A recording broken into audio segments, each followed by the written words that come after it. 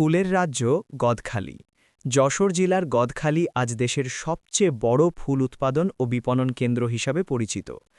ভোরের কুয়াশা আর হালকা ঠান্ডার মধ্যে শুরু হয় ফুলের সংগ্রাম, আর চোখে পড়ে রঙিন ফুলের বিস্তীর্ণ মাঠ, যা একদিকে যেমন সুন্দর তেমনি মানুষের অক্লান্ত পরিশ্রমের গল্প বলে। আমি এই যে গোলাপের কলপ বানতেছি, গোলাপ ফুলের হাইব্রিকেট লাল টকটকে গ্রাফটিং করছি। এখানে গোলাপ মনে করেন যে এই এখন চোখ বানতেছি, ফাল্গুন চৈত মাসে দিয়ে জমিতে লাগাইলে হবে, চাষ করা হবে। এখন কলপ বানতেছি। এখানে কসমস, গোলাপ, গাঁদা, সূর্যমুখী এবং রজনীগন্ধা সহ নানা প্রজাতির ফুল চাষ করা হয়।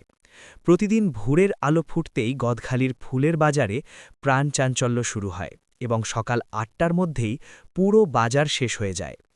এই ফুলগুলো ঢাকাসহ দেশের বিভিন্ন শহর ও অঞ্চলে পাঠানো হয়, আর পথে মধ্যস্থতভোগী ও পরিবহনের কারণে ফুলের দাম কয়েক গুণ বেড়ে যায়, যেখানে গদখালিতে প্রতি পিস ফুল বিক্রি হয় মাত্র ৩ থেকে ৫ টাকায়, সেই একই ফুল শহরের বাজারে ৭০ টাকা পর্যন্ত পৌঁছায়।